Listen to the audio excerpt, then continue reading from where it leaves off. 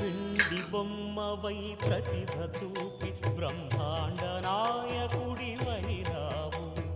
మాతా పితలకు ప్రదక్షిణముతో మహాగణపతిగా మారావు.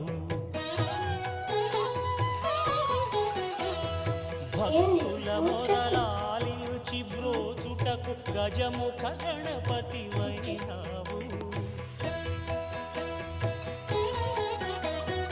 బ్రహ్మాండమునే బొజ్జలో దాచి లంబోదరుడవు అయినావు.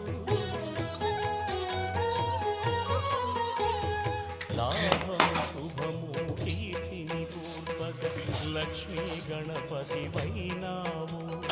వేద